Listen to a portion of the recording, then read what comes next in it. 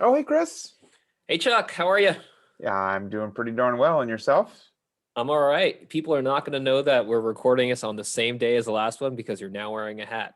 I was trying to subtly change it up. I didn't think they would notice. They didn't notice. For those of you that are listening to the pod, we're also trying to put some content on YouTube. So if you want to see how glorious our recording setups are, you can tune in. I've got a hoodie on, and Chuck now has a hat on. So there we go. Well, I'm happy to say I just got back from a run, and that's why I look like hell. But you know what? I'm okay with that. It is so nice outside right now. I'm actually going to fire up the grill today. I'm very excited about that. It's been a while. So looking forward to, we're all wishing that the spring weather is here to stay. For sure. So at the end of the last episode, you talked about your work on Firsthand, which is your work with Peter Stern and Megan Conte Mika, interviewing leaders in hand surgery. That's kind of your side gig to this, because this, of course, has got to be where your heart is. Main squeeze. Absolutely. Thank you for confirming that for me. I have a side gig on you as well. I thought you had like 8 side gigs. You have like 8 Instagram accounts, like, 7 podcasts. I'm, Uh, yeah, yeah. I'm So, still looking to focus. yeah, no, I like the AOA podcast has been great. I hear that you've been wise enough to hand off some of the processing and editorial duties over to the AOA staff. Yes, yes, and that's been pretty good. I think the quality is good. It's a little trickier. I think I like holding on to the editing that I do for this, at least for now. It's not too burdensome, and I think it probably does help the message be as precise as we can possibly have it. Let's be clear though, if there's anybody that really likes to edit, the opportunity to work one-on-one with Dr. Goldfarb is out there. So just It's if you're true. It's a listening. skill. It's a skill set, a valuable skill set in the 2020s, for Yeah. sure. Oh my gosh, I wish I had learned how to do all that stuff, but now I can just say I don't know how to do it, and then my executive vice chair and senior partner does it. So that makes me feel great. Yeah, the old guy in the podcast does the technical stuff. Perfect. That's Perfect. okay. It's all good. So yeah, I'm sure that you are the kind of guy that isn't going to do stuff if it doesn't bring you fulfillment. So what do you get out of doing all of the AOA podcasts and all the other things that you do?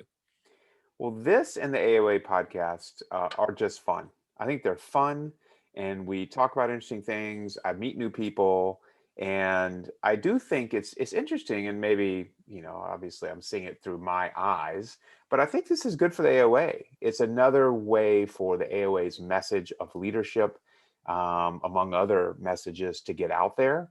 And hope the AOA is always attempting to bring in new members and young members and reinvigorate their message. And I think the podcast is a way to do that. So I think it's been met with reasonable support. And so certainly we're moving forward. We're actually talking about ways to do even more with it. So it is about doing what gives you energy. And we've talked about that before. I think that's just really important for me. I'll say for me with Firsthand, it was something that Marty and I kind of cooked up on a whim, and it was when he was president of the Hand Society. I give him a lot of credit for pushing it through. It happened quickly, and I'm thrilled that like this I have a co-host because that makes it a lot easier, both time wise and also enjoyable. The burden is less. Megan's been fantastic to work with, and Peter is great. Honestly, obviously have no regrets about the fellowship that I picked, but I always wanted to learn from Peter Stern, and I think that I'm at least getting some manner of that, and he has been amazing. No doubt. And I'm glad for you to have that experience. And you, like I said, you're getting to meet people in a way you wouldn't otherwise get to meet them and interact with them. That's awesome.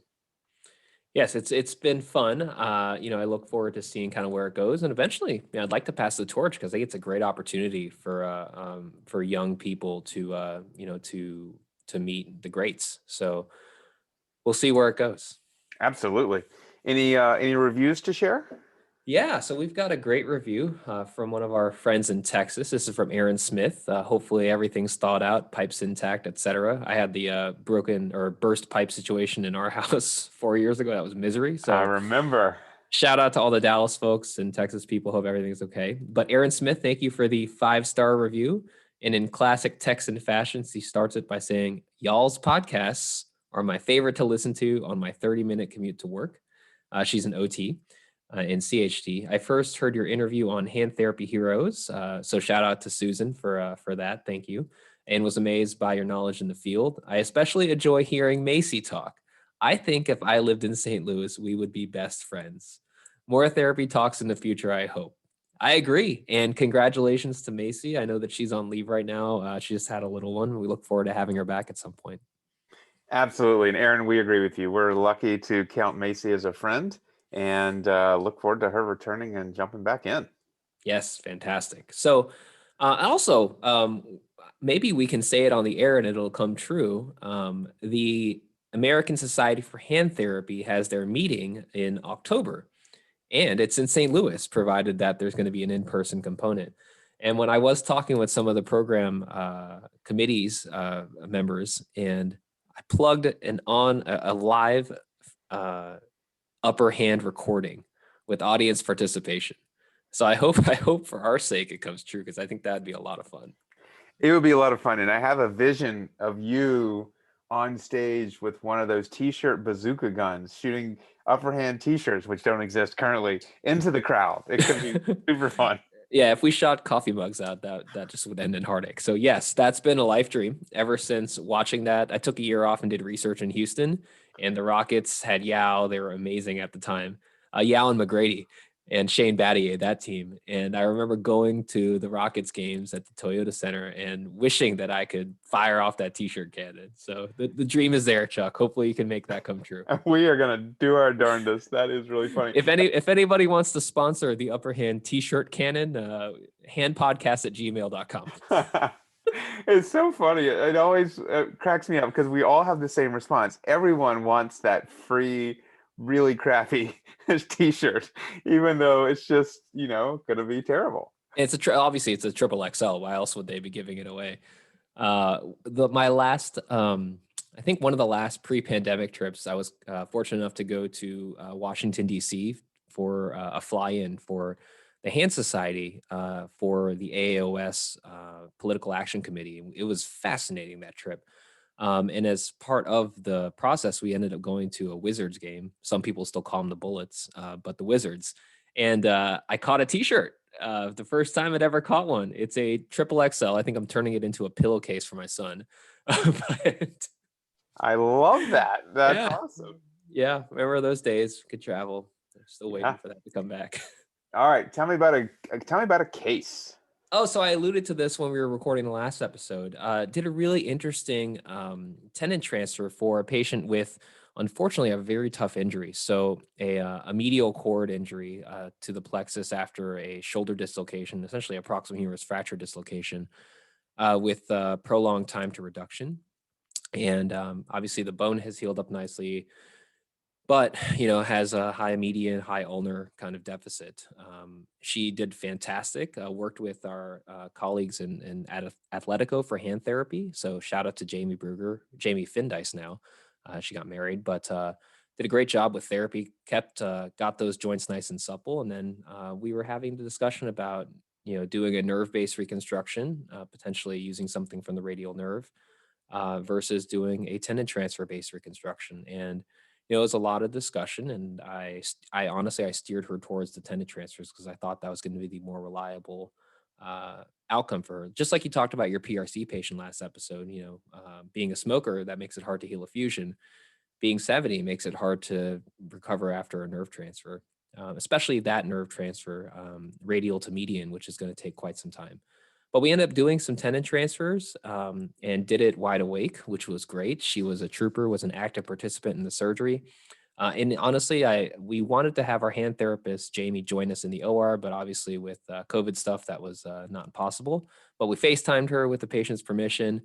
She was thrilled with the resting posture of her hand. And the patient was happy with the whole process. And it was helpful to have her awake as we were, kind of tensioning her FDPs together to get those appropriately cascading.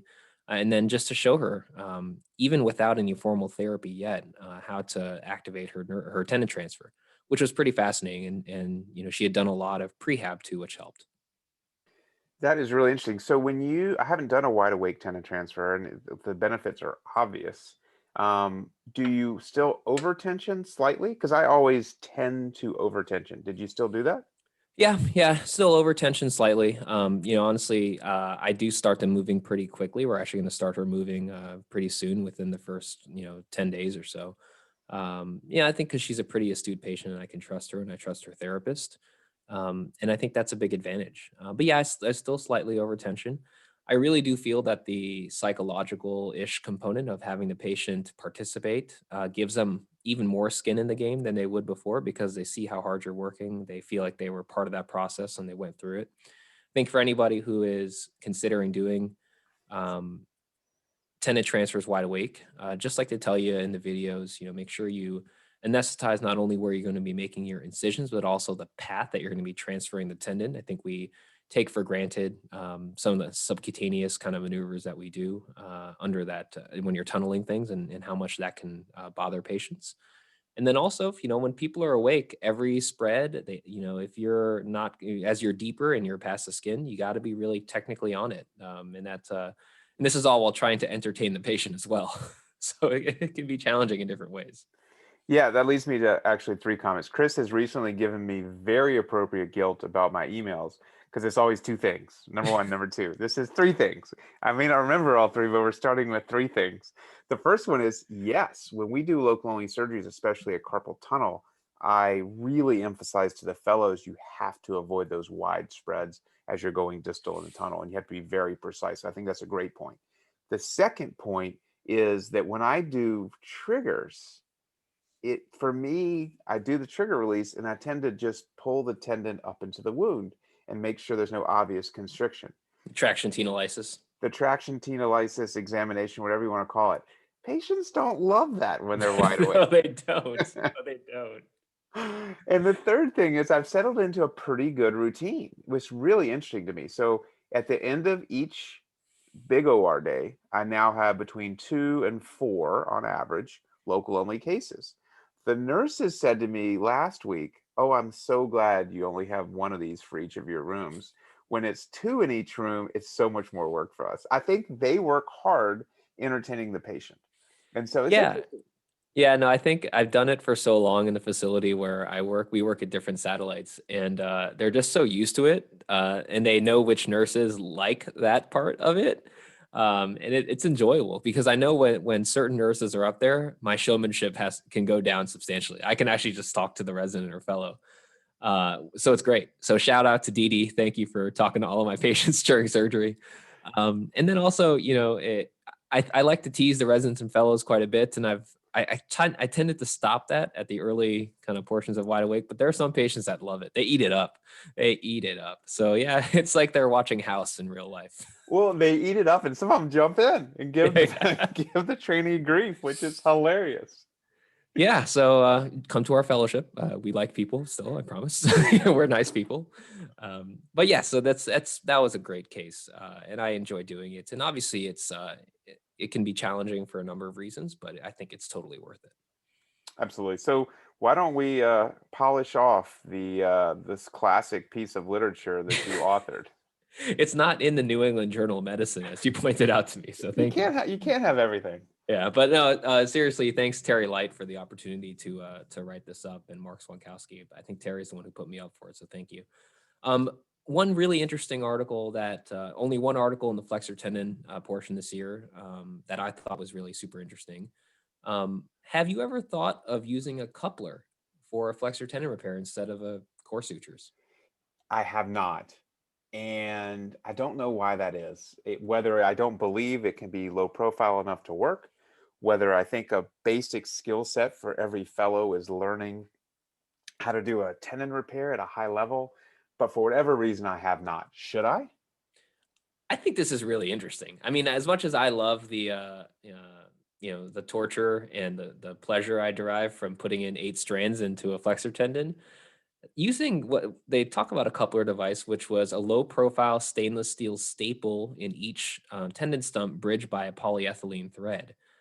And this thing is strong as hell, apparently. Its coupling device was 77 newtons compared to an 8 strand locking of 55. Now, obviously, that depends on how you test it. There are some core suture configurations that are stronger than 77 out there, at least in the literature. But We know that's more than what you need. And here it is, which is, I think, what you would love. It's 4 times as fast and potentially less traumatic to the tendon because there's less manipulation. No, that caught my eye for sure. So it is something, and maybe we need to do a lab and just check it out. Well, I mean, so this was done kind of biomechanically, so obviously ex vivo. Um, you got to see how this thing glides. I mean, that's the name of the game, right? If this thing causes some huge inflammatory reaction, it's game over. So if it glides, if it doesn't cause a lot of adhesions, I think it could be a game changer. So I'll definitely keep my eyes peeled on this one. So yeah, hopefully they do some more work in that area. Yeah, I'd like to see it. I'd like to see it. The next article I thought in the next section was interesting to me personally, were around Dupuytren's disease. Yeah, so this was I'm trying to remember where the first author was Leafblad, and I think this was a Mayo Clinic article. Yeah, Marco Rizzo, senior author, Eric Wagner, some good folks. So this was really interesting, and I've quoted this paper a lot to patients since seeing it, and it matches a lot of what's already been out there from the Mayo Group and others, and internationally. The rate of reintervention after needle aponeurotomy is 24% at 2 years and 61% at 5 years. Then the rate of reintervention after a collagenase injection at 2 years was 41%. Again, that was 24 in a needle, 41% in collagenase at 2 years, and 55% for collagenase at 5 years compared to 61% for a needle at 5 years. Chuck, what's your initial impression on that? And does that match, at least for the needle, does that match your practice experience? It does, but don't leave out the other piece, which I think is Yeah. also super interesting. The rate of reintervention was 4% at Mm-hmm. both 2 years and 5 years for surgical fasciectomy. So I think that it was a really good study, and I remember reading it when it first came out, and I still like it. It does match my experience. My experience is limited to fasciectomies and to the needle procedure. I don't do the collagenase injection, and this, in my mind, supports my decision not to offer that as a treatment.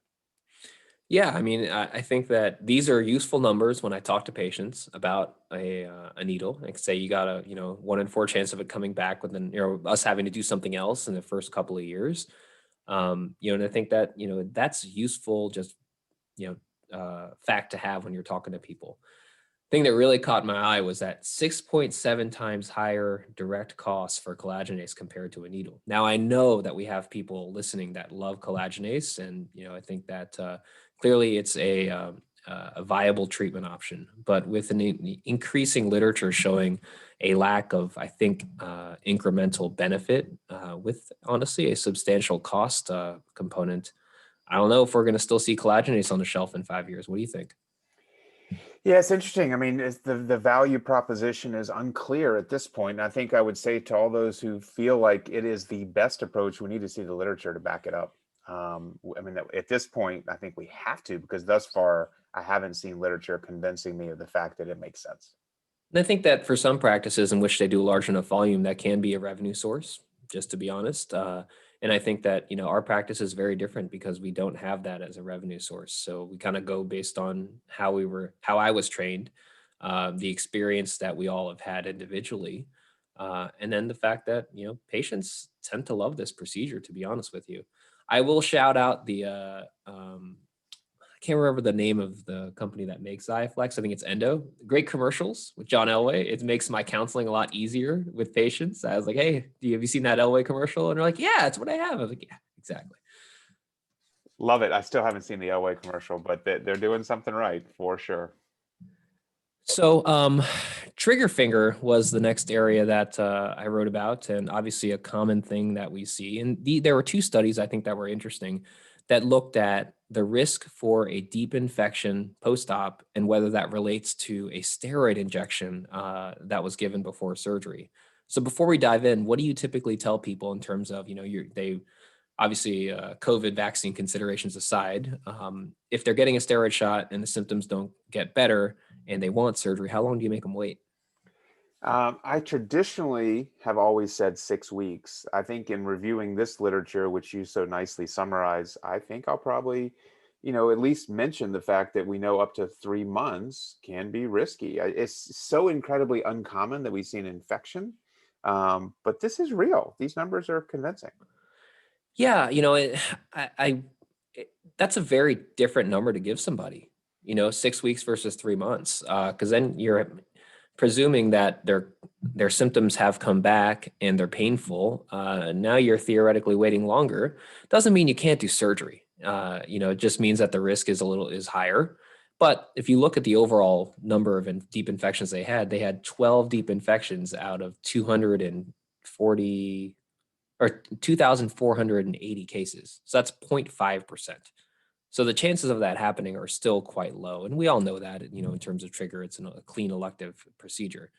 So I don't know if I'm going to change that much, to be honest with you. But I think counseling them is useful. But you know what for me has been more impactful than this information? It is and I got to be careful because I am a surgeon, it is the simplicity of the local only trigger finger release. It just is an easier, and sell is the wrong word, but it's an easier proposition for the patient to say, okay, well, I'm going to go to work on Wednesday and I'm going to eat and drink all day. And I'm going to show up at the surgery center 30 minutes or 45 minutes before my 10-minute procedure. And then I'm going to drive myself home. That's pretty easy. And so patients, when I offer that after, and I don't offer it to start, I always push a little bit for an injection to start and maybe even a second injection. But after the first or after the second, I just say, look, to me, this makes a lot of sense. Yeah, I'm a surgeon. I do surgery. It's how I make a living. I like doing surgery, but I like to think I have somewhat measured indications. But my threshold to offer surgery is lower because of Volant. And especially like the patients who are older and have some medical issues, and you don't want to give them even sedation for a beer block. I think Volant is great for that. And I'm confident in my ability to deliver a reasonable and reliable result with a trigger finger release. And patients love you. They love, the appropriately timed carpal tunnels we've talked about in the past, and the successful release of a painful trigger. Yeah, for sure, for sure. So I think again, these articles, both of these articles, are important to have and as a kind of time point for reference when discussing this issue with the patient. But again, that rate is so low that has to be borne in consideration. So here's some breaking news. For thumb CMC arthritis, in a survey of hand surgeons, there is low agreement in terms of which treatment to offer. Does that surprise you at all, Chuck? My God, are we ever going to figure out the solution for CMC arthritis? And this doesn't even include the newer suspension plasties we have with the internal brace and other options. And it's unbelievable. I mean, literally, it's been what, 50 years, and we're still debating this? Well, so what I find amazing, in which I think a lot of people do as well, is surgeons and honestly physicians in general, their hesitancy to accept literature that is contrary to their preferences or beliefs. So despite, like you're saying, the fact that a simple, quote, simple trapeziectomy has delivered reliable results, we all tend to do other stuff. So 72% of the people in this survey, of the surgeons in this survey, do something other than a mere trapeziectomy. Yeah, it's really, really super interesting. And it gets to our training, it gets to the impossible mountain that evidence-based reporting must climb to convince us. If I've done it one way and been really successful with it, there has to be something compelling for me to change. Yeah, I think that, I'm reminded right now of one thing that Susan McKinnon said when we were doing firsthand, and I've heard her say this many times in the past. She said that she does her method of ulnar nerve transposition because it works for her. And it's worked for how many years? And if your surgery, she says, if your surgery works, do not do my surgery. Just do the thing that works for you. And that's the way that medicine has been practiced for so long. And yeah, I think that is the battle that the purists for evidence-based medicine must fight. Yep, and we will continue to have those discussions. But what is refreshing is how much I believe the conversation has evolved. We are talking about value, and even the skeptics about changing what they offer patients acknowledge that value has to be in the conversation. And some people are rolling their eyes saying, of course it has to be in the conversation, but that's success. Yep. It's incremental change. And we have to talk a little bit later after we're done recording about the value dashboard study that Priyanka, one of our medical students, has been writing. We're going to submit for the Hand Society. It's fascinating. You're going to love it. Awesome. So I want to tweak it a little bit before it goes to you. But yes, value is an important part of it. So back to the topic we're talking about, thumb CMC. Do you ever think of wrist mechanics when you are choosing your procedure of choice, which presumably before was an FCR-based LRTI, and now perhaps is a suture tape suspension? That's not been part of my decision-making process. It has not. I haven't thought about it either. I mean, I looked at a paper that you looked at the forces of the muscles crossing the wrist joint after different types of thumb CMC procedures. So a simple trapeziectomy or a suture suspension, kind of the one that Del Signore described, or a silicone implant. And LRTI does the best at that, but honestly, I don't know how much that matters. I don't buy it. Again, I do like the FCR, but I don't buy that. I just don't. So then the other paper for the thumb CMC section just, I think, was nice because it demonstrated that an LRTI does lead to improvement in patient-reported outcomes and health utility. What I think is fascinating is actually just reading a study from the UK Hand Registry, because I think that's something that was led by the British Society for Surgery of the Hand, and something I know that our current ASSH president, Kevin Chung, has prioritized. Well, as I think, well, I know you're aware, and many listeners are aware, I'm a believer in the power of registries. I was convinced by some of our sports partners with just the remarkable progress that the Moon and Mars study groups have accomplished. The Anchor study group for hip, and now I really am proud of what we're doing with congenital upper extremity anomalies with the CUD registry. So I believe in the power of the registry. It's not a panacea for all research challenges, but this is encouraging. I totally agree with you. And shout out to you and Lindley and Don for doing such a great job with CUDA. You guys have been all over JHS. I mean, honestly, whoever writes What's New in Hand Surgery next year has to include some of the findings from the CUD registry. I'll believe it when I see it. Come on. It's not me. So back to the last thing on the LRTI stuff. What was interesting was that, so the UK Hand Registry paper showed no difference between simple trapeziectomy and LRTI in terms of health utility and patient-reported outcomes. But both showed some improvement by 3 months, but patients continued to improve for about a year, which I think matches what we see anecdotally in our own patients. You know, we had Jeff Steppen, one of last year's fellows. Shout out to Jeff, and now at University of Chicago. Jeff wrote up a really great paper, qualitative analysis that he did with our patients, asking them kind of what they wish they had been told along the way. And one of the take homes was, you know, we as a group, I think we're telling people that the recovery would be a lot shorter than it actually was. I think that's right, and it's a really important point. And we talk about, again, not to go back to the internal braces, one suspension plasty option, but we talk about how quickly those patients recover. Yes, there is significant improvement in the short term, but to have the patients expecting by 6 weeks they're going to be, you know, as good as they're going to be is incorrect, because even those patients continue to improve over the long term. So let's do a little game. When I say the word scaphoid vascularity, what is the first picture that comes to your mind? The first picture is the India Inc. studies of Dr. Gelberman. So everybody thinks about that cross section of the scaphoid, you know, in its long axis, and the India ink and the vessels going in. And you know, honestly, that paper has stood the test of time. And one of our friends and former podcast guest, Steve Moran, and his group re-examined that using fancy schmancy micro CT scans. And you know, they showed that the vascularity was, you know, pretty much what Dr. Gelverman said. But the interesting finding was that about a third of the scaphoids that they examined had some volar waste vessels too, which is good to know, but I don't know if you can ever rely on those. And then they had two separate morphologies. In classic politically correct manner, they called them a slender scaphoid and I think a slightly more robust scaphoid. Couldn't just say a skinny and a fat scaphoid, could you, Steve? No, you can't say that. You know, we have a micro CT at the Shriners Hospital here in St. Louis, which is meant for research purposes. And I'll be honest, I did not think of what a great application this is for that. And it is the 2021, you know, version of how we used to do India Ink. And so it's fantastic. And nothing new, but doesn't mean it wasn't worth the study. So the thing that was interesting in Steve's study, and I've gotten to see him present this at a meeting, was those slender scaphoids had a less robust network of intraosseous vascularity. Maybe that says that, as you're looking at your scaphoid fracture patients and you're evaluating the X-ray or even the CT scan, maybe they're at higher risk for non-unions or delayed unions, and then maybe that changes your treatment. I mean, I think it's going to be interesting to see where Steve take this.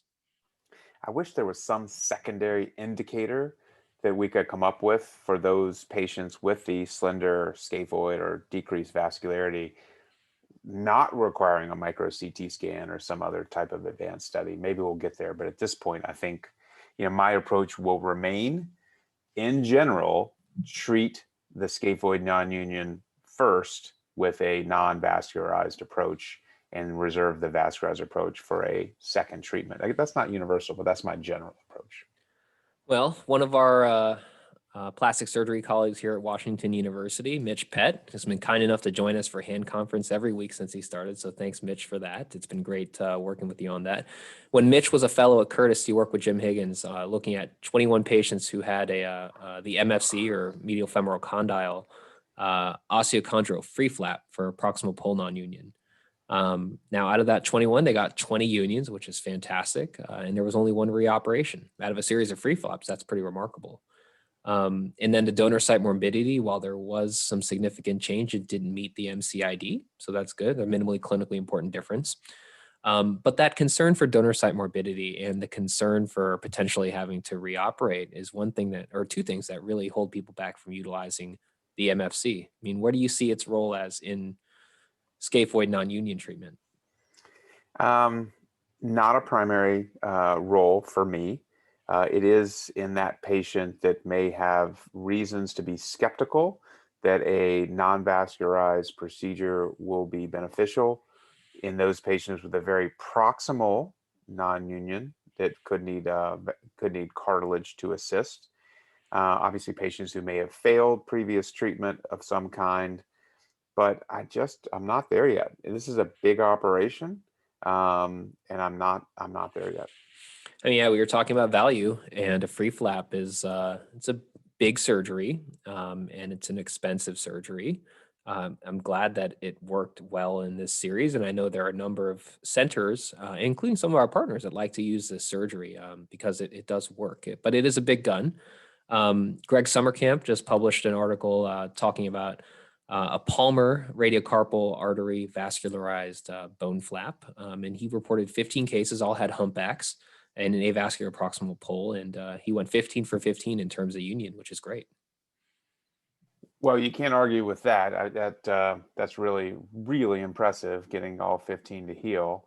But it is appealing going volar, correcting the humpback, and not trying to figure out how you can make a dorsal graft work or a dorsal flap work. Marty Boyer hates it when we call them grafts. A bone flap work. Yeah, and I think that what's reassuring is that there are a lot of ways to do this, and they work. There are obviously big surgeries to do, and I think you recounted a scaphoid that you heroically worked through recently too. I mean, they can be very challenging, but it's good to know you have options, and I think that's one of the advantages, for example, of our fellowship is that I think you get to see a lot of ways to approach this problem. Speaking of a lot of ways to approach a problem, and speaking of hand surgeon indecision and multiple treatment options, your last topic, which you summarized really nicely, and we probably don't need to belabor this to the audience, is what to do with the scaplinate ligament injury. Yeah, so the SL injury that you don't feel like you can repair, but clearly has instability, the so-called reconstruction. I mean, there are some crazy stuff out there. And I mean, I applaud the surgeons who spend their days and nights thinking about this. So the first paper that we talked about is from Sandow and Fisher, and they talk about using a double-stranded suture tape, which they anchor in the trapezium, and a distally based strip of FCR, volar to dorsal within a scaphoid. So essentially passing it through the middle, which gives me the heebie-jeebies, to be honest with you. and then passing it from dorsal to volar through the lunate, so kind of up and down, and then anchoring it volarly in the radial styloid with an interference screw that's placed dorsal to volar. And I'm like, that's a lot of work. But they provide at 24 months, they say that their reconstruction provided restoration of static stability, SL stability on radiographs. I mean, that's really impressive. And what I wonder about for all of these, really fancy SL reconstructions is how reproducible the results are. That's the question. It's really tough. And it gets to, if you're going to embark on this kind of technical procedure with little bones, you better get it right. There's just very little forgiveness, at least in my mind. And that's okay. Everything doesn't have to be, every procedure doesn't have to be meant for every surgeon to complete it. But this is not, it can't be too forgiving. And that's one of the reasons it can't be too forgiving. And then one of the reasons we don't do it, and I can speak for all of us at WashU, is, we've seen a lot of stiffness with these intrascaphoid ligament reconstructions, a la Brunelli and others. We've just seen stiffness be a major issue. Well, so speaking of the Brunelli, the 3 ligament tenodesis, that one is another one where you drill a huge tunnel in the scaphoid, essentially like you're passing a screw. And so it's a lot of work. I've done it in the lab, and I found it fascinating. And I think that's a technique that a lot of people have tried to adapt. And kudos to the consortium group based in Europe that looked at 203 patients treated by 20 surgeons, and they pooled their outcomes. The PROs, the patient-reported outcomes at 1 year, were improved in 79% of patients, 10% had no change, and 11% got worse. So that gives me a lot of pause for what's probably a substantial investment of time on behalf of the surgeon and, of course, on behalf of the patient and the therapist to have a 10% rate get worse and 10% not get better. That's a lot. Look, agreed. And 203 patients is a really remarkable group. And so that they should be commended for that work. And again, it provides incremental knowledge to a very challenging subject. And it does imply that further study is required. So guess what, Chuck? What's that? We're going to close it with something sportsy. Thank God. Let's do it. What are we talking about? So say you are repairing an SL. And you want to augment it, the suture tape, obviously the manufacturer Arthrex calls it the internal brace. It's received a lot of attention. And then, the group, the first author was Park, and this came out Ty Lee, which means it must have been done in California. They looked at this and looked at biomechanically how augmenting an SL repair with an internal brace fared. And it certainly increased it made the load to failure higher, but it's not as good as a normal ligament. What are your thoughts on using suture tape to augment an SL repair? Yeah, I would assume this was Steve Shen leading the charge. And Steve is, I believe, a very honest player and really has contributed. And it does work with Arthrex. So let's be honest, there is that factor, as you mentioned in the review article.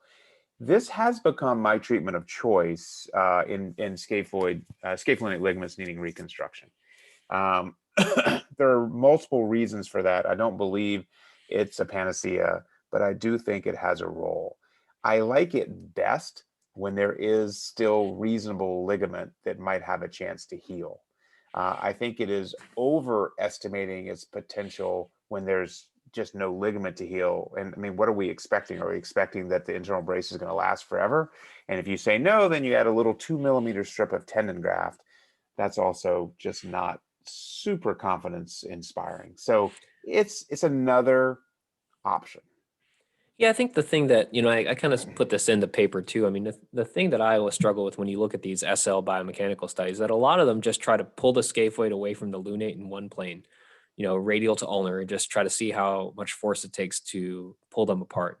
And that's what they did in this study. But I think what you've made me appreciate, is it's not so much the coronal plane movement. It's the scaphoid flexing. And that's what you want to improve upon. And that's why we would do things like a capsulodesis, for example, is you want to stop the scaphoid from flexing. And in this study, but then also in the application of the SL to augment, or an internal brace to augment an SL repair, I don't know whether the internal brace is helping to control the scaphoid from flexing, except if you potentially put a second suture tape into the distal pole, which some people do with the reconstruction. And maybe that helps to stop the scaphoid from flexing. But I think that's an important thing that, was not included here. That's right. And I do think that that third limb, actually, I guess the second limb, going from typically the way I think most people do it is you have the scaphoid to lunate limb, and then you add the lunate to distal pole of the scaphoid limb to try to decrease the risk of flexion of the scaphoid. Because really, that is what we care about, because that flexed scaphoid causes the problem, not the scapholunate gap. Um, so it is interesting. Again, it's a little bit of an improvement, and just the complexities of this ligament and the carpal mobility are just really challenging. And so we will continue to struggle with this diagnosis. And I say that every time to my patients. When I'm trying to explain the challenge of a scapholunate ligament injury, the challenge is this is the diagnosis for which we have, the least evidence of a great option to treat them. And I state that to every patient. I say, knowing that, this is why I picked this option for you or this option for you. And I say that to every patient. I think patients find it really crazy that we still cannot figure out how to make ligaments better. It's amazing. It's amazing. We can land on the moon and we can't fix a little bitty ligament. Exactly. Well, this has been fun, Chuck. I enjoyed it. Absolutely. Again, congratulations on your run as providing the what's new and hand surgery update. And I know you're going to miss this, but it has been a really, really good run. And I think you've added to the literature. Well, thank you. I appreciate that. And we've started to post more videos online. So if anybody wants to check out this episode, it's going to be up on our YouTube channel, the Upper Hand Podcast. Make sure to check that out. You will see Chuck in all of his hatted glory, so to say. Please feel free to give us feedback, handpodcast@gmail.com, fill out the survey. And our next episode, we are going to be doing a mug drawing. So see if you'll win one. Perfect. Thanks. Great to see you. Nice to see you. Go enjoy your beautiful Sunday afternoon in St. Louis. Absolutely.